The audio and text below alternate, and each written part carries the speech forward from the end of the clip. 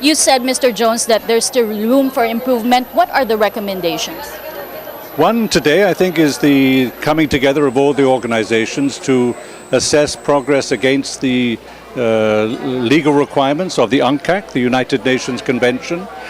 Secondly, the importance, I think, of generating public information themselves can reinforce the progress that's being made.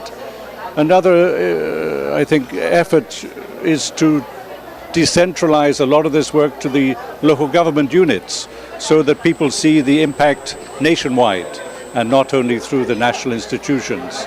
And the United Nations is certainly now assessing with the Office of the Ombudsman and other institutions how we can support the further implementation of the government's policies and programs to stop corruption. Mr. Terence Jones, UNDP resident representative, thank you so much for your time and good day to you. Thank you. Great pleasure. Kanina po sa pagsisimula ng pagpupulong ay nagbigay ng kani-kanilang summary reports ang representatives ng Presidential UNCAC Interagency Committee. Nilagdaan din ang mga nagawang resolusyon sa Second State Conference na ito at nagbigay ng kani-kanilang mga mensahe ng pagsuporta ang mga kinatawan ng development partners mula sa UN at World Bank. Nagkaroon din ng policy responses tungkol sa mga gaps at challenges sa mga UNCAC review reports. Magbibigay ng kanilang sina Chief Justice Maria Lourdes Sereno, Ombudsman Conchita Carpio Morales, Speaker Feliciano Belmonte at Senate President Franklin Drilon. Matapos po nito ay ipipresenta naman ni na Executive Secretary Paquito Ochoa Jr. at Ombudsman Conchita Carpio Morales ang Second State Conference Resolution. At bago magtapos ang pagpupulong ay magbibigay ng kanyang mensahe ang ating Pangulo. Ano nga ba ang mga hakbangin na isinasagawa naman ng Civil Service Commission para masugpo ang korupsyon? Alamin po natin yan sa ating naging panayam sa kanilang Chairman Francisco Duque. Chairperson Duque, kamusta po ang laban ng Civil Service Commission kontra korupsyon? Malakas ang amin laban at napaka-epektibo. Alam mo, bilang bahagi ng cluster on the rule of law, 5 kasing key result areas yan under the Philippine Development Plan at kalahok dyan ng Civil Service Commission doon sa cluster ng rule of law, social justice, security, and the rule of law. At kami naman, bilang Constitutional Commission ay pinatutupad namin ang mga sumusunod na batas. Ang Republic Act 6713, which is the Code of Conduct and Ethical Standards for public officials and employees. Tapos meron tayong RA 3019, which is the Anti-Graft and Corrupt Practices Act. At meron tayo yung 9485 Anti-Red Tape Act of 2007. So ilan ito sa mga, of course, yung admin law, which is the EO 292 na ang pumirma pa dyan ay walang iba kundi ang dating Pangulong Corazon Aquino. At lahat po ito ay mandato ng Civil Service Commission na ipatupad ang lahat ng mga provisions na ito alinsunod sa hangarin ng ating Administrasyon Aquino na i-suportahan at isulong ng puspusan ang tuwid na daan. Maganda po yan at marami po kayong mga na-mention na batas. Marami rin pong mga inilatag na provision yung UNCAC. Ito na po yung ikalawa nilang conference. How are we complying, sir? Mukhang maayos naman tayo. In fact, we underwent an assessment by a international panel of experts on ways to prevent corruption. So maraming mga aspeto itong state conference on the compliance of the Philippine government to the provisions of the United Nations Convention Against Corruption. So, meron dyan patungkol sa mga preventive measures. Alam mo, ang korupsyon, hindi lang yung nangyari na at saka mo mahuhuliin o at saka mo tutugunan. Kundi matagal pa, malayo pa bago siya magawa. Ay dapat may mga nakalatag na mga preventive measures. So, andyan din yung criminalization aspect ng mga corrupt activities at pagsunod sa sa enforcement ng mga batas, ano. Tapos andyan din yung mga asset recovery, ilan ito sa mga aspeto na nakapaloob doon sa ating state conference. Sir, isa po sa mga pinagmumulan ng korupsyon yung red tape. Paano po natin binabawasan yung red tape sa ating mga ahensya ng pamahalaan para po ma-prevent din yung korupsyon?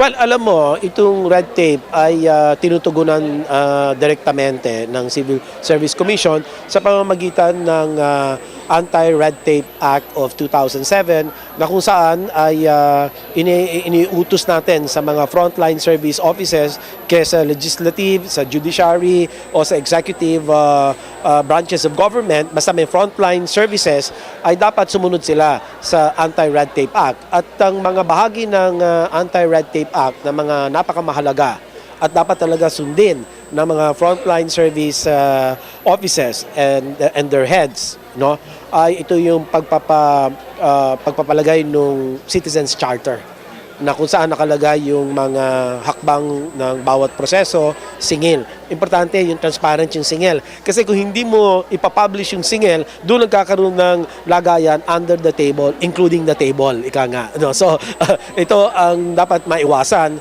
at kailangan meron din malinaw na anti-fixer campaign materials. Nakalagay yung mga litrato ng mga kilalang mga fixers at nakalagay na ekisyon na hindi dapat nakikipag-ugnayan sa mga ganitong personalidad. Tapos meron tayong no lunch break policy. Ito talaga napaka-mahalaga nito at dapat binabantayan ng mga heads of offices na ang kanilang mga kawani ay patuloy ang serbisyo kahit na tanghali na. Although, hindi may sabihin na kapag may no lunch break doesn't mean no lunch. Shifting ka lang, mas maaga yung iba, na kakain ng lunch, no? Tapos meron din tayong dapat presence of the Public Assistance and Complaints Desk. Dapat din maayos sa mga banyo. Ako, tinitingnan ko yung mga banyo. Dahil isang patunay yan kung seryoso yung frontline service office sa pagbigay ng dekalidad na serbisyo kung malinis yung banyo. Maraming salamat po sa inyo, Civil Service Commission Chairman Francisco Duque. Maraming salamat. Ang Second State Conference on UNCAC Implementation and Review na ginaganap po ngayon, una sa lahat ay naglalayon na palakasin pa ang commitment ng Pilipinas sa advokasya ng United Nations sa paglaban sa korupsyon. Layon din ng pagpupulong na ito na pasalamatan ang Pangulo sa pagpapatupad ng Executive Order number 171, creating an interagency committee to oversee the review, implementation, and monitoring of the United Nations Convention on o Against Corruption o UNCAC bilang tugon sa commitment ng Pilipinas dito. At bukod dito, bakay din ng State Conference na palakasin pa ang pakikiisa ng iba't ibang government institutions sa bansa gaya ng Senado, Kongreso, Korte Suprema, Commission on Audit, Civil Service Commission, Commission on Elections, Commission on Human Rights, national at local government agencies at ng pribadong sektor sa pagpapatupad at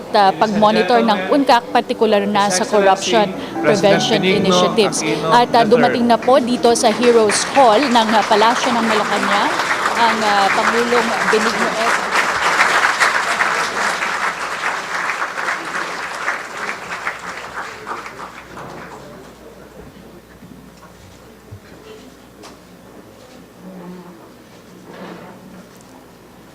May we request everyone to please be seated?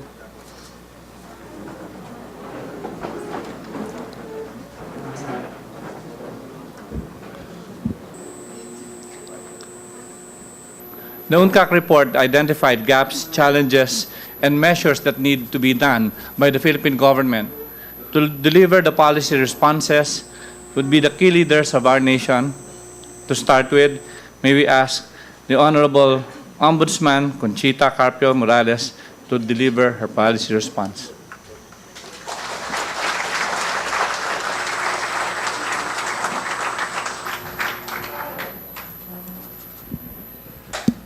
Your Excellency,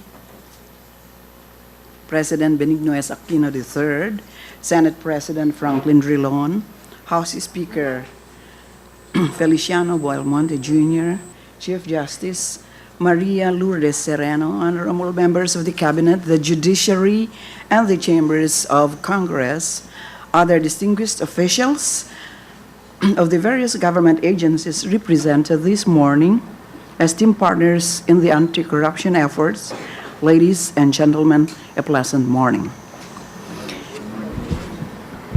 In the advent of the Anti-Corruption Month, the second State Conference on UNCAC Implementation and Review jumpstarts a month-long series of activities designed to create awareness among the people on the adverse effects of corruption as mandated by Republic Act number 10589. This state conference is an annual mechanism to draw consensus and effect validation of the country's compliance with its obligations under the United Nations Convention Against Corruption, or UNCAC. The Philippines may be one of the few countries, if not the only democratic country in the world, where the heads of the three branches of government gather together to uphold the noble objectives of the UNCAC. In the course of sustaining the momentum spawned by the maiden state conference a year ago, I am pleased to share with you this year several positive updates. First, the Office of the Ombudsman, in partnership with the Office of the President through the Office of the Deputy Executive Secretary for Legal Affairs, or ODESLA, conducted follow-up activities during the year on the implementation of the UNCAC chapters on criminalization and international cooperation. With the help of 6 multi-sectoral working groups, measures were identified to address the listed challenges posed by peer reviewers from Egypt and Bangladesh, as embodied in a report which was discussed in detail by DESLA Undersecretary Michael Aguinaldo a while ago. Second, pursuant to the Memorandum of Agreement between the Office of the President and the Office of the Ombudsman, the joint OP-OMB Technical Working Group lost no time in establishing UNCAC implementation and review mechanisms and operationalizing the implementation of the Integrity Management Program, or IMP. Noteworthy is the issuance by His Excellency of Executive Order number 171, last September 5, 2014, which created an interagency multi-sectoral committee to oversee the review, implementation, and monitoring of the UNCAC. Moreover, the IMP Management Committee has just published the IMP Handbook and has been implementing the extended pilot run of the IMP in 5 executive agencies, as mentioned a while ago, and that's the Department of Justice, the DPWH, the DOH, the BIR, and the DSWD.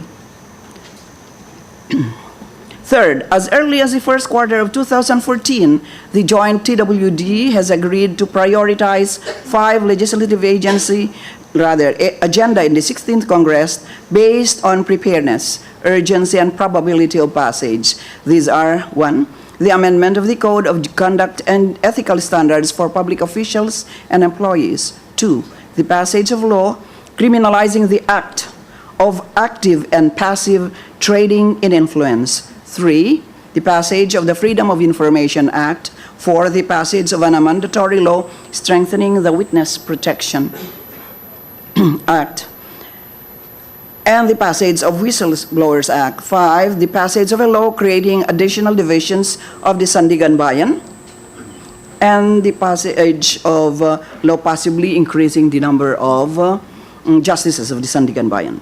This year, the country has gone beyond the minimum of what is required of it as a state party to the UNCAC.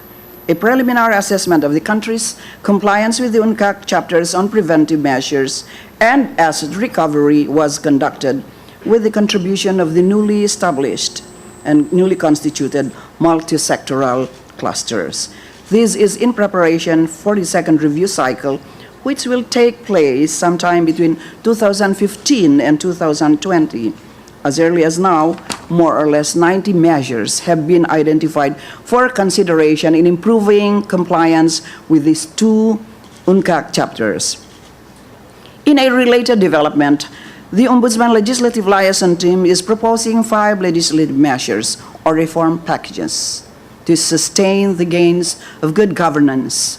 And I don't have to mention them because it was mentioned a while ago by Odesla, Chair, Secretary Aguinaldo. To address delay in the resolution of graft and corruption cases, a number of reforms in the Sandigan Bayan have been proposed. And these are, and as I mentioned a while ago, the creation of more divisions and the creation of more positions for justices. To strengthen its institutional capacity, the Office of the Ombudsman also seeks to upgrade employment or employee skills, augment compensation benefits, and enhance fiscal autonomy through, among other things, the installation of an Ombudsman Academy, which shall act as both an in-house repository of skill resources and a revenue-earning training facility. To expedite the recovery of stolen assets and illegal wealth, the Office of the Ombudsman proposes several amendments to the forfeiture law, like, for instance, the removal of the preliminary investigation states to facilitate the immediate filing of forfeiture cases, to forestall the dissipation of assets, and the creation of an asset disposal management center or corporation. And to date, at least 11 pertinent bills are in the legislative mill of the 16th Congress, aimed at strengthening the mechanism for asset recovery. Moreover, to strengthen the investigative and prosecutorial powers of the Ombudsman, the office is advocating for provisions on contempt powers, grant of regulated wiretapping, and increased immunities and legal protection for Ombudsman investigators, prosecutors, and officers. Further, the office is one in seeking to enhance the country's implementation of the UNCAC by proposing the criminalization in trading influence and bribery of foreign public officials and officials of public international organizations, and the strengthening of the Witness Protection Program. The enactment of such laws shall enable the office to carry out its functions more effectively and free from any undue influence through the grant and utilization of necessary material resources and specialized staff consistent with the prescription of the convention. Of equal importance are the activities of the Interagency Anti-Corruption Coordinating Council, or the YAGC. As part of the YAGC's strategic plan, it plans to roll out the YAGC revised guidelines on cooperation, publish an integrated anti-graft investigation and prosecution manual, and develop an integrated case management system for graft and corruption cases. It is also intended to advocate the passage of a law or chapter formally creating the council. The added value of adopting the UNCAC as an anti-corruption framework is the realization that all sectors of society must work together to combat corruption under the overarching maxim that fighting corruption is one of the finest expressions of patriotism. The country, however, needs more patriots who will work hand in hand in combating corruption and consequently attaining greater prosperity for a greater number of people. Maraming salamat po.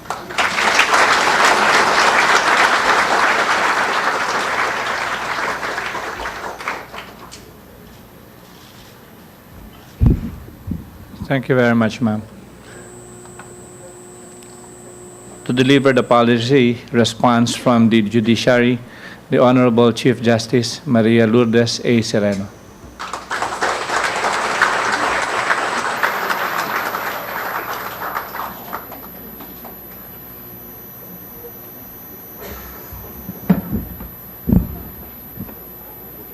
Your Excellency, President Benigno Aquino, Senate President Franklin Drilon, Speaker of the House Feliciano Belmonte Jr., Ombudsman Conchito Carpio Morales, Secretary Laila de Lima, Executive Secretary Paquito Ochoa, members of international organizations, members of the Cabinet, members of the Legislature, LGU officials, ambassadors, other dignitaries, friends, good morning to all of you. This is the first audience that responds this way. Thank you for that very warm response. But I am here basically to talk about the judiciary's view on corruption.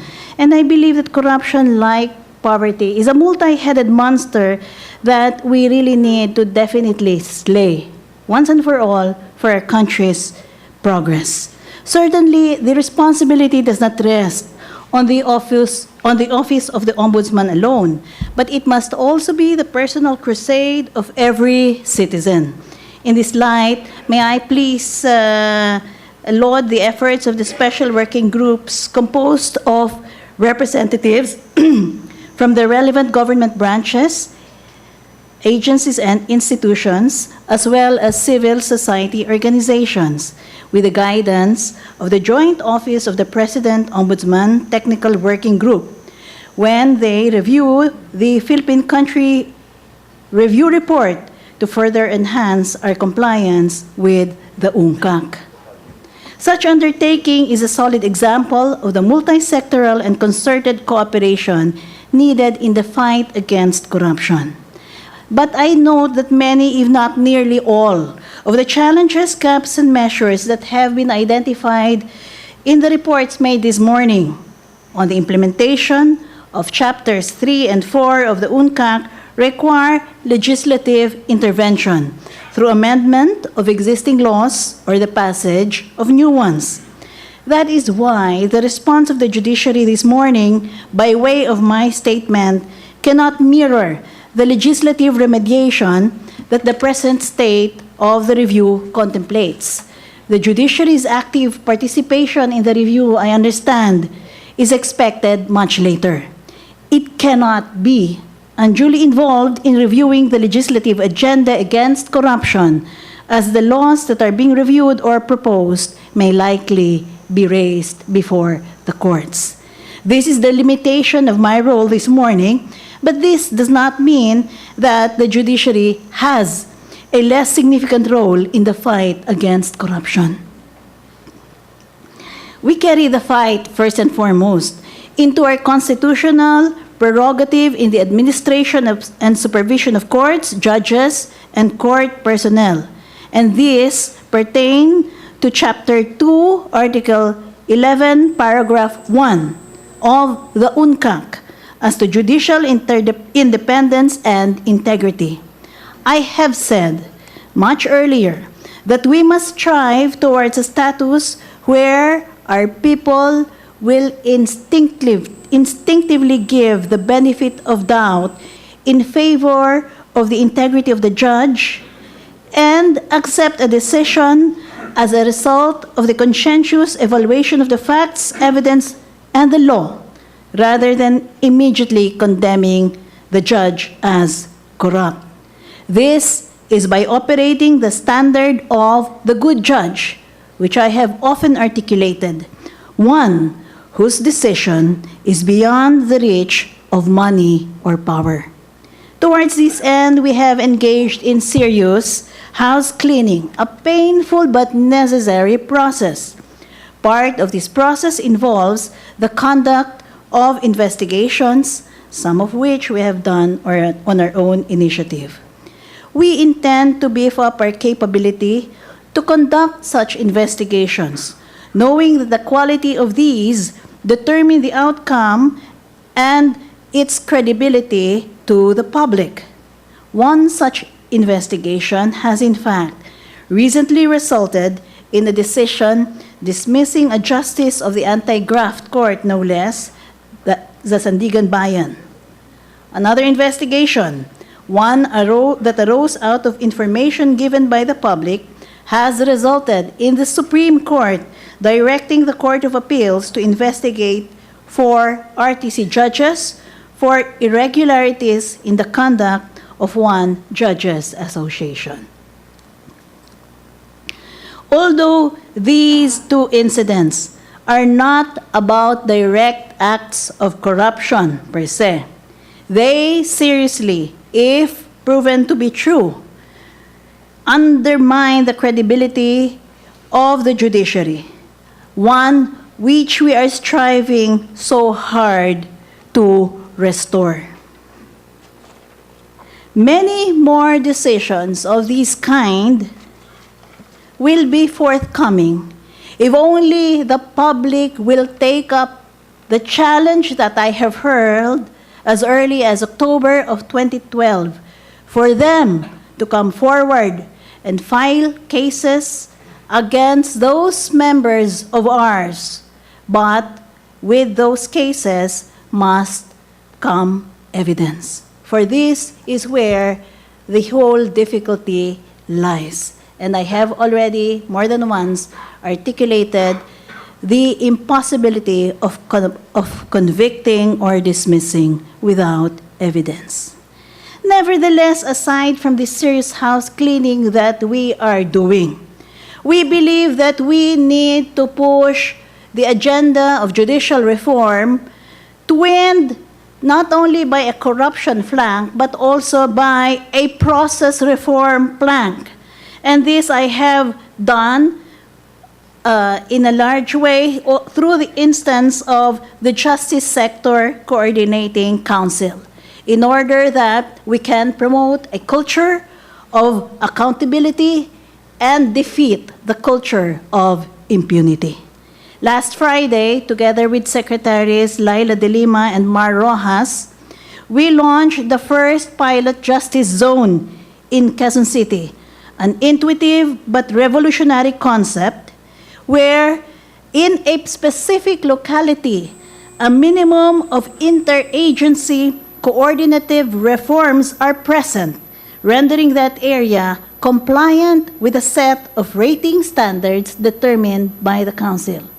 These justice zones will therefore set the standard for public accountability in the justice sector. And I'm very proud to say that I have two very, very reliable partners in this regard. The silo mentality that used to pervade the justice sector agencies before has resulted in problems that plague the system, but now they are being gradually addressed through enhanced coordination, information sharing, and leveraging of technology. We hope to create justice zones in more areas throughout the country soon. Now, in the judiciary, we continue to push for the modernization of our courts and automation of our processes because we strongly believe that technology can be an effective anti-corruption tool as it minimizes the areas of human intervention. Now, these in turn can be fertile breeding grounds for corruption, that is, human intervention. One example is the e-subpoena, which has resulted in the improvement of the attendance of police witnesses in Quezon City, which is now at 97% compliance. Of course, such initiatives require funding, and this is the reason why we continually appeal for additional budgetary support. But more than processes, programs, and projects, the fight against corruption starts with people. I have supported the efforts of legal educators to strengthen ethical values in the law school curriculum.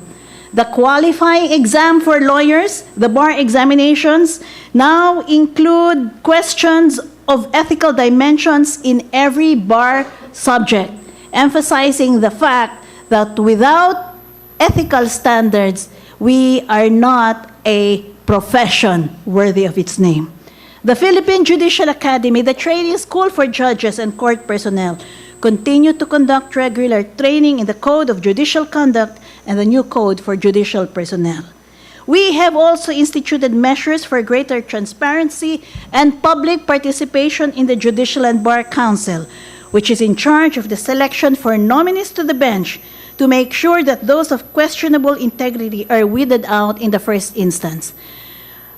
Maybe this can be taken as an indicator of the vigor in the judiciary now, but I can assure you that in the JBC, we are now facing a very welcome problem, and that is for a single slot, for example, in the NCJR, we have more than 130 applicants. So we seem to be an attractive destination. The court itself, through its public information office, has become more open to the public. For instance, for the first time in history, and under my watch, oral arguments are now accessible in real time through audio live streaming on YouTube.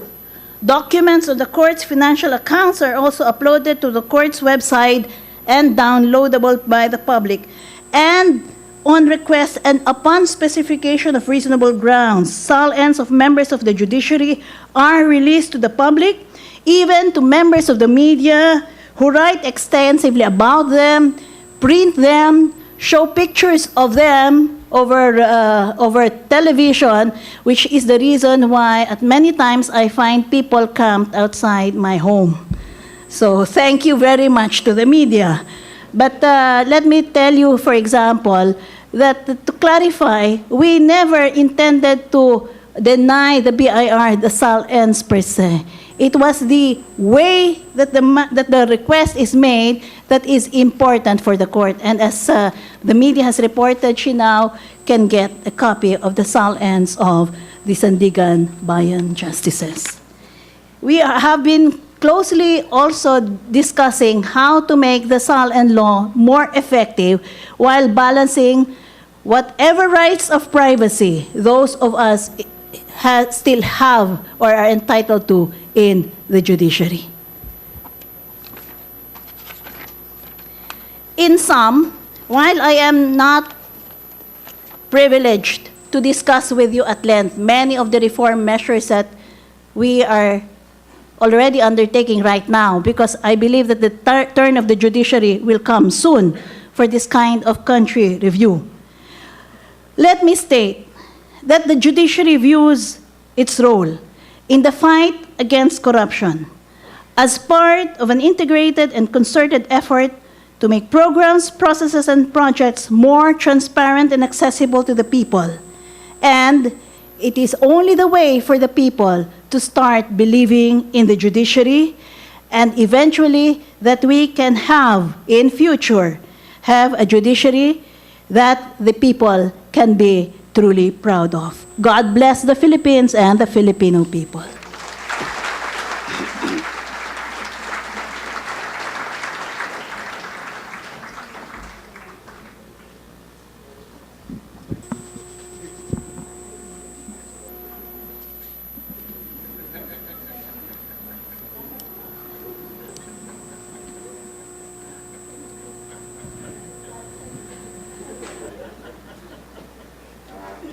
Thank you very much, ma'am. As a state party, the Philippines is obliged to implement preventive and punitive anti-corruption measures, including asset recovery, affecting their laws, institutions, and practices. The role of the legislative branch, therefore, cannot be overemphasized. To deliver the policy response from the House of Representatives, the Honorable Speaker Feliciano Belmonte, Jr.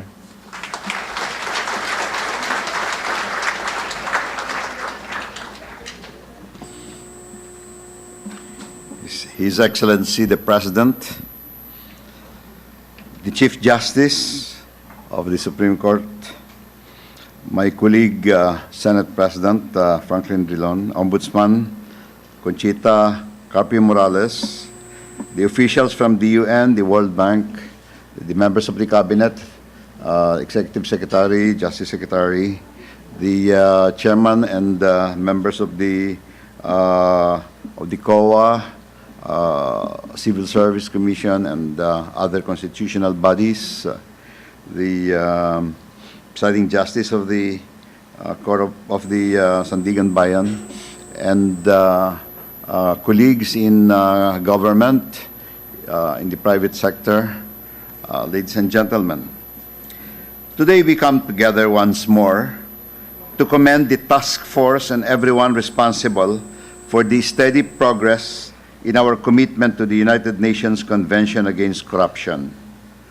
While our compliance to the convention earns for us an esteemed standing in the community of nations, its more meaningful benefit is the societal and economic transformation ushered by the minimization, or elimination of corruption. Simply put, the fighting words of the President, kung walang corrupt, walang mahirap. That poverty is a stubborn problem in our country is easily the most trite statement one can say in any development forum such as this one. What many of us fail to do is to make or own up to this simple connection.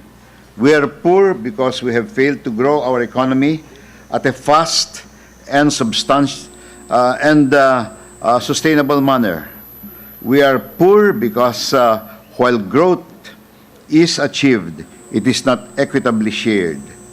Many of you here today can more adequately and more competently explain the wherefores of poor economic performance and income inequality.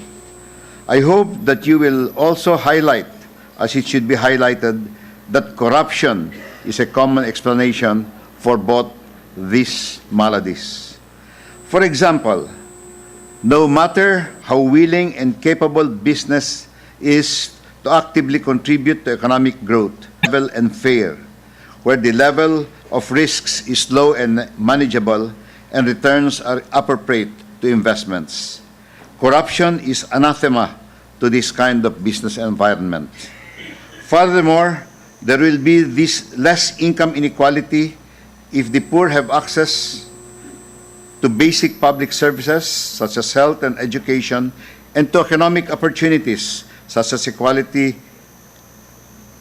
jobs and employment. Unfortunately, however, it is not the poor, but the economically powerful and the well-connected who get special treatment and a disproportionate share of government resources. Why? It's the big C, cancer of another form, yet just as deadly as the cancer our national hero described over a century ago. It was true then, sadly, continues to be true. The sadder truth now is that the cancer is perpetrated not by foreign colonialists, but by our own countrymen. Still, the gains that we have achieved in the last 4 years under President Benigno Aquino III are a testament that the fight against corruption and the pursuit of government can be a truly effective strategy in achieving inclusive economic growth. The House of Representatives, and there are several members of us present, is fully supportive of and committed to the government's commitment to the United Nations Convention Against Corruption. A number of the proposed legislative measures to address the gaps in our compliance to our commitment to the convention are already part of our legislative priorities in the House as well as in the Senate, if I may speak for the Senate President.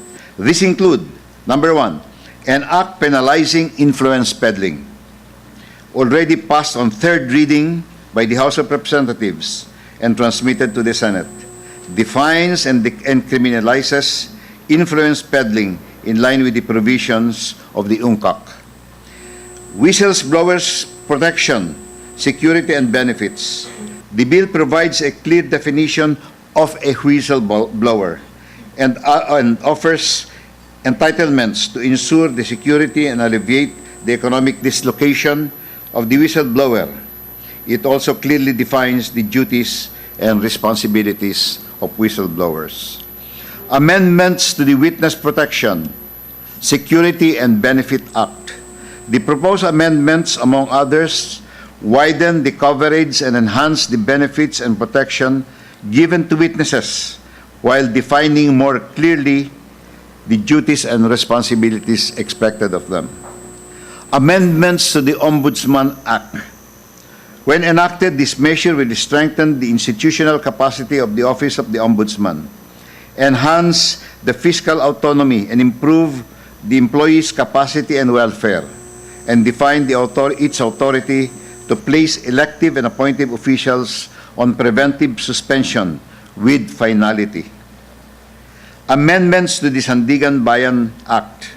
First, the amendments will broaden the Sandigan Bayan's investigative and prosecutorial powers. And second, the proposed measure will strengthen the functional and structural organization of the Sandigan Bayan. Not only adding more groups to the Sandigan Bayan, but also examining its coverage, because there are just too much functions that should be devolved to the RTC and other courts, and this clog up the work of the Sandigan Bayan. Amendments to the Code of Conduct and Ethics standards for public officials and employees. These include the definition of the term public officials. As suggested by the United Nations Convention Against Corruption Interagency Committee, we will make sure that the definition includes foreign public officials and officials of public international organizations performing public functions or service under our laws or our territory. Amendments to the Corporation Code of the Philippines. The intention of these amendments is to fortify the regulatory powers of the Securities and Exchange Commission with the power to issue ex parte cease and desist orders when the corporate vehicle is used for fraud or corrupt practices. Freedom of Information Act. By mandating the disclosure of public documents, the proposed measure seeks to promote greater transparency and accountability in the government, thereby discouraging graft and corrupt practices. All these proposed measures have received the approval of the relevant committees and are in the final stages of report preparation. By next year, we expect these bills to be discussed and approved in the plenary sessions. Let me also express our support for other legislative measures proposed by the Interagency Committee. They are the following: repeal of PD 1069 and the enactment of a comprehensive law on extradition that is consistent with the international best practices. Enactment of a law on the interstate transfer of sentenced persons to establish a uniform, consistent, practical procedures that is in conformity with international standards. Amendments to the anti-money laundering law to include UNCAC-related offenses as predicate crimes and codifications of these laws pertaining to graft and corruption. Today's forum is a solid indication that we have a reliable national and international infrastructure in the fight against corruption. It is also a stern reminder that the fight can only be won if we deliberately and intelligently use these weapons without delay, fear, or favor. Let us remember, too, that compliance with the Convention Against Corruption is merely an intermediate, however worthy, goal. In the end, we will be judged by how much we have led our people closer to a life of integrity and a full sense of self-determination. Sama-sama nating labanan ang kanser ng ating lipunan. Thank you. Good morning. Mabuhay.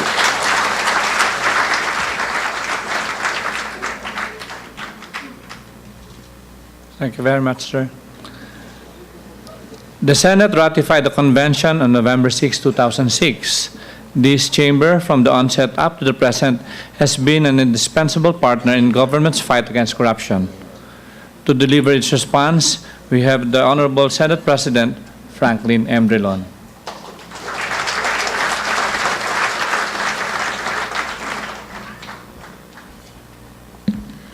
Your Excellency, President Benigno S. Aquino III, Speaker Feliciano R. Belmonte Jr., the Chief Justice Maria Lourdes Sereno, Ombudsman Conchita Carpio Morales, members of the Cabinet led by Executive Secretary Ochoa, Secretary De Lima, heads and members of the different constitutional agencies present here today, fellow workers in government, distinguished guests, ladies and gentlemen, a pleasant good morning to all of you. At about this time last year, we gathered for the first state conference on the UNCAC implementation review. Today is an opportune time for us to sit down again and see what we have done for the past 1 year. Indeed, Your Excellency's commitment and sincerity in pushing for the governance reform agenda have gained recognition and appreciation of the international community, as evidenced by the country's remarkable improvement in the World Economic Forum Global Competitiveness Rankings and the attainment of investment grade status. The relentless pursuit of the platform Daang Matuwid encourages the active participation of our people in the governance process, as can be seen in their zealous evaluation of government activities and in holding those in positions of power accountable. As signatory to the UN Convention Against Corruption, the Philippines has never wavered in its commitment to intensify the campaign against corrupt practices. Your Excellency, the Senate is your administration's veritable partner in promoting transparency and accountability.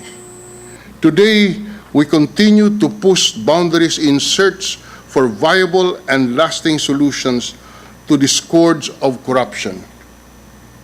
Yes, indeed, there can be no better proof of our relentless pursuit of transparency than the investigation done by the Blue Ribbon Committee of all these reported anomalies. Last week, the Senate passed on third reading the proposed General Appropriations Act for 2015, which is now before the Bicameral Conference Committee. It is the most scrutinized budget, Mr. President, as its provisions were carefully dissected and analyzed to ensure that it is insulated from loopholes where graft and corruption can thrive. Mr. President, there is no more PDAF in the budget which you have submitted to Congress, and that we have sustained. There will be no PDAF in this budget. The legislators will have no participation in terms of identifying projects after the budget is signed, as which was the source, which was the basis of the Supreme Court's decision led by our good friend, the Chief Justice, in striking down that practice. We have also passed on third reading the proposed Freedom of Information Act, which seeks to implement a policy of full public disclosure of all government transactions involving public interest with appropriate safeguards on matters of national security and ample protection for the right of individuals to privacy. Shortly, Mr. President, in close coordination with Speaker Belmonte and the leadership of the House, we will present to you a landmark legislation which will amend the Sandigan Bayan Law in order to enable the Sandigan Bayan to resolve cases against erring public officials and employees through the introduction of innovations to the anti-graft court, such as the concept of a justice designate, so that a single justice can hear evidence without the need of the three justices being present always, the modification of the voting requirement, the transfer of jurisdiction of certain minor cases to the regional trial courts. What is important, Mr. President, is that we will add 2 more divisions in agreement with the Sandigan Bayan, Presiding Justice Tang here. We will add 2 more divisions, which will consist of 8 justices, the venue of which, or the location of which, will be left to the Supreme Court to decide. What is critical is that we will add 6 more justices to enable the Sandigan Bayan to dispose of these cases at a faster rate. Of course, Mr. President, the Sandigan Bayan will have our support in terms of the budget. We will provide the budget so that this can be implemented during your time.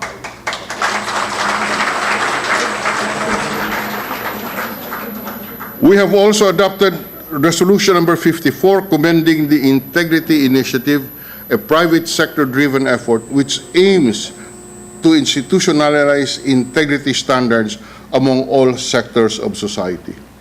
Mr. President, we are aware that there is a recommendation for the amendment of the outdated extradition law as part of the recommendation for compliance of certain articles found in the UNCAC Chapter 4 International Cooperation. We are awaiting the output of the UNCAC Technical Working Group on this point and will immediately act on this once we have the recommendation of the Technical Working Group. Mr. President, ladies and gentlemen, for decades, corruption has impeded development and denied the majority of Filipinos the opportunity to live a prosperous and dignified life. However, for the past 4 years, your administration has shown strong political will to steer our country in the path of good governance. Through the joint effort of the executive branch, both houses of Congress, the judiciary, the private sector, and the Filipino people, we have made huge gains in our governance agenda. Nevertheless, Mr. President, we acknowledge that much more needs to be done. Yes, much more needs to be done, but what is important and critical is that we have a president, we have a chief executive who has a zero tolerance for corruption, and and we have a president who relentlessly pursues the platform of good governance, the platform upon which he was brought to power. We are all aware that our people are expecting this government to give them a chance at leading a respectable and abounding life in a graft-free society. Your Excellency, ladies and gentlemen, we are committed not to let them down. Thank you very much, Mr. President. Good morning.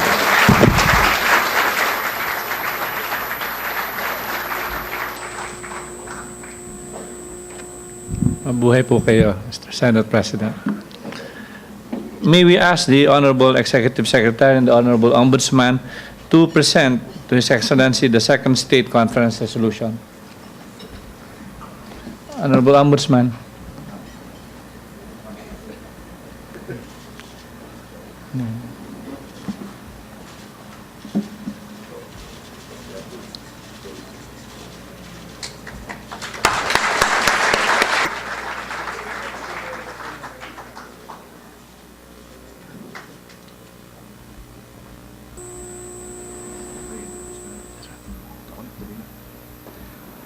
Ang pinakahintay nating lahat, ang Pangulo ng Republika ng Pilipinas, ang kagalang-galang Benigno Simeon Aquino III.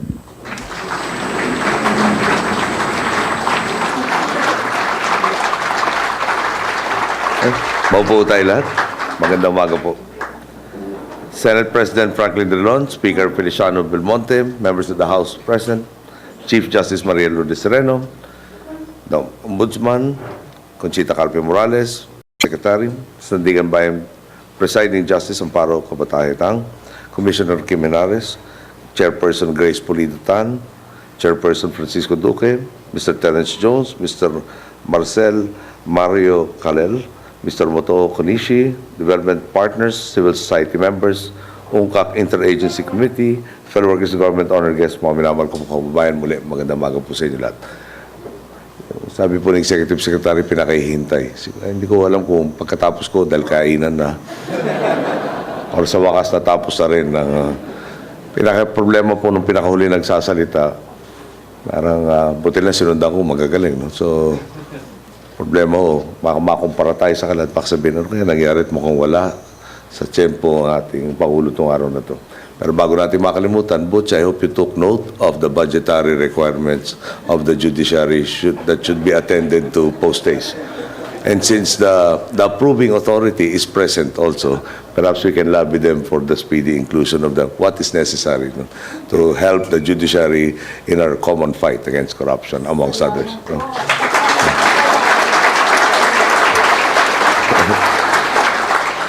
Making sure that we are compliant with all the directives. When I was a senator, I was rather notorious for my scrutiny and persistence during budget deliberations. This was because I believed then, as I do now, that for government to focus on its reason for being and to serve the people, it must have the wherewithal to do so. That wherewithal is embodied in our national budget. And if funds are lost due to leaks or holes in our systems, if funds are wasted because of corruption, then the Filipino people will be deprived of the benefits they are entitled to in the present and also deprived of a better future. When we embarked on the straight path, we knew that each step we took had to be methodical. Each hindrance would have to be dismantled before we could make true progress. As you may remember, the first executive order I signed created a truth commission intended to investigate allegations of graft and corruption as the first step towards accountability. We all know, unfortunately, that this was blocked by the Supreme Court, which was then led by Chief Justice Corona. Yet we persisted. Anomalous projects were canceled. Government-owned and controlled corporations that were once the cash cows of a corrupt few underwent reforms. We likewise turned our attention to budget and procurement, which was significant in light of the situation we came across. Only 6.5% of the 2010 budget, amounting to 100 billion pesos, was left when this administration took office. We also inherited the proposed 2011 budget, which has to be given to Congress roughly about 2 months into office. Okay? Even with these challenges, we embarked on serious reforms. Bidding and procurement processes were tightened to minimize opportunities for corruption. Zero-based budgeting helped us put an end to programs that were inefficient, wasteful, or easily manipulated by the corrupt. And in 2012, we finally had the wherewithal to craft a budget under which each peso government spent would have real and concrete benefits for the Filipino people. The first review cycle for the Philippines' compliance with the United Nations Convention Against Corruption covers that crucial period. The transition from the final years of my predecessor's term to our time in office, in which we undertook all these reforms and many more. As validated by both Egypt and Bangladesh, our peer review partners, the results of the first review cycle are indeed positive. We complied with 55 out of the 66 provisions of criminalization and law enforcement, 48 out of 54 provisions of international cooperation. These are encouraging figures, of course, but this review is just a summary of what has taken place over 5 years. By its very nature, the review will not show the whole picture, whether of our efforts in criminalization, law enforcement, and international cooperation, or our administration's entire multifaceted fight against corruption. I already spoke of some of these initiatives during last year's conference. The websites through which our countrymen can better understand the budget and the budgeting process, and also report corrupt practices of officials, are still active and online for everyone's use. Since we last met, our administration has filed an additional 159 cases against smugglers, tax evaders, and erring government officials through the Run After the Smugglers, Run After Tax Evaders, and Revenue Integrity Protection Service programs. Prominent lawmakers, former heads of GOCCs and government agencies, and others in the private sector who conspired to steal from the people through the Priority Development Assistance Fund have been arrested and are now undergoing the appropriate processes to determine accountability. We should emphasize these are only the initial cases filed. More will come once the necessary evidence is assembled. There are new measures to speak of as well. For instance, one of the innovations we introduced in the budgeting process this year is the GAA as release document system. Through this system, the budget serves as the release document itself the moment it is signed into law. This meant that as soon as 2014 began, the majority of allocations were released to agencies, enabling them to begin implementing projects, thus cascading benefits down to our people at the soonest possible time. We must also not forget our efforts to empower the Filipino people, which have been intensified as a result of these good governance reforms. Massive investments into social services, health and education continue, with 37% of the proposed 2015 budget allocated for social services. We were able to do this, and we remind everybody, without raising taxes except for sin tax reform, which is directly geared towards improving the overall health of the Filipino people. Perhaps we should emphasize that again. Without further burdening our people, just doing what is right, we have been empowering them. The conditional cash transfer program has grown by massive leaps and bounds, from around 800,000 beneficiary households when we took office to more than 4 million household beneficiaries today. And it has now been expanded to include families with children up to 18 years of age. Critical backlogs in classrooms, textbooks, and school seats have been ended through the hard work of our Department of Education and its partners. Indeed, so much progress has been made in our drive to weed out corruption in government, and in so doing, better our capacity to serve the people, but and targets will only get us so far. The end of the UNCAC review cycle does not mean that we have accomplished what we have set out to do. As public servants, our goals must expand and evolve with the passage of time. We must always seek to build on the achievements of the past and the present. Events like this remind us of our responsibilities and give us the chance to renew our commitment to each other as colleagues in government and to the wider society. Let me say, it is encouraging to see that you have not grown weary of your jobs. In fact, it seems as if you are only asking for even more work, since one of today's resolutions is the request for an executive order institutionalizing an integrity management program throughout all levels of government, with the UNCAC as a guide. Rest assured, I will only be too happy to give you more to do if it means we are able to achieve our goals sooner rather than later.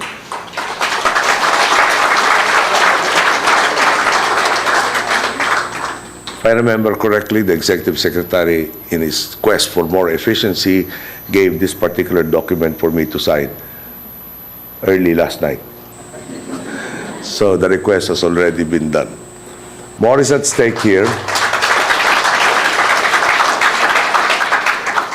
More is at stake here than just the implementation of a single project or the attainment of 100% compliance with UNCAC. With the 2016 elections not too far off, let us always remember that we are working to make change permanent, to make the commitment to good governance a commitment that lasts beyond this administration. We are working to rid the Philippines of the corruption that has tainted its reputation and plagued it for so long. We are working to institutionalize a legacy that finds its roots in the mindset of our countrymen, who will never again settle for anything less than true public service. Thank you. Good day.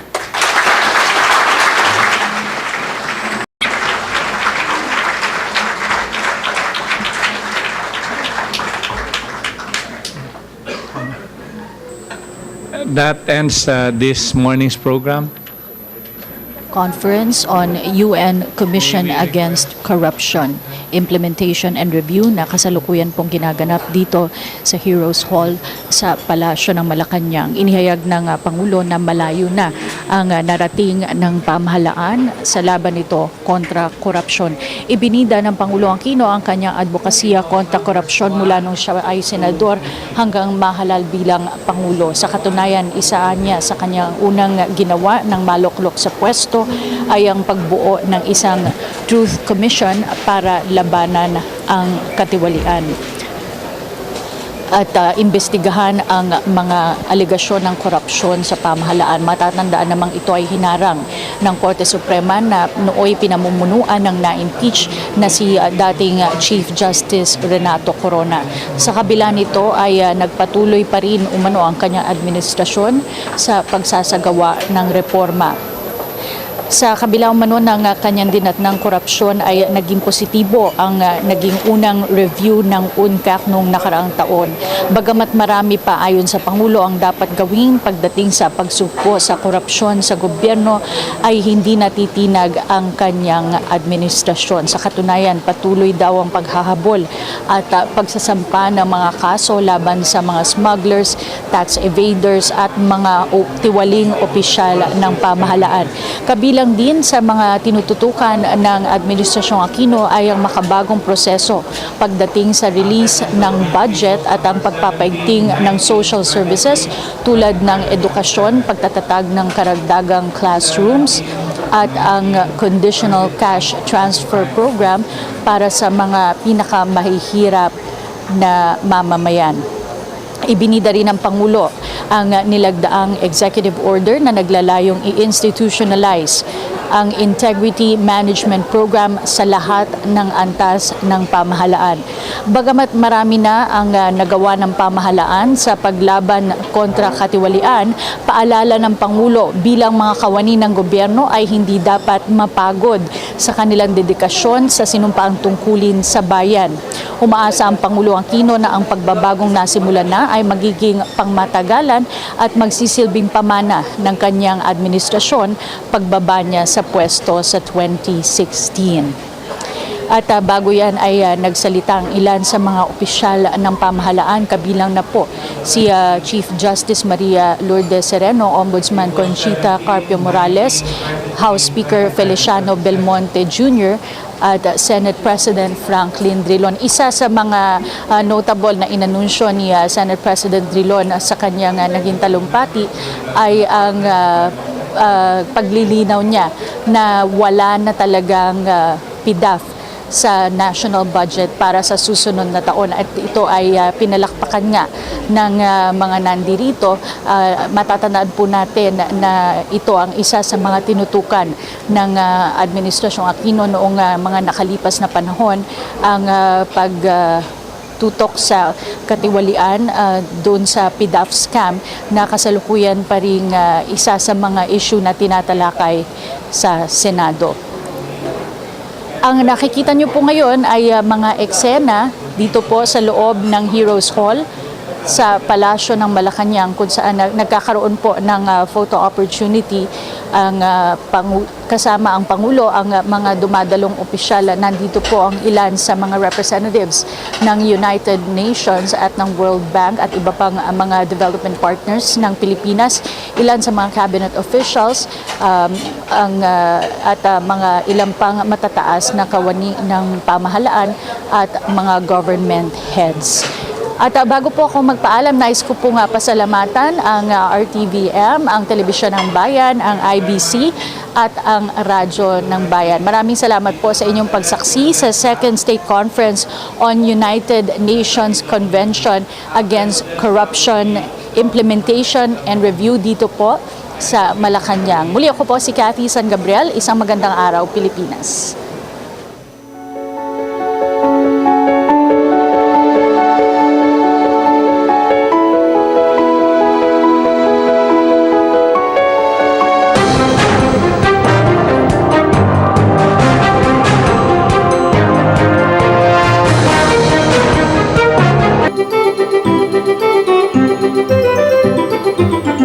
Baguio's Itogon Woodcarvers Village exhibits the artistry of Ifugao craftsmen.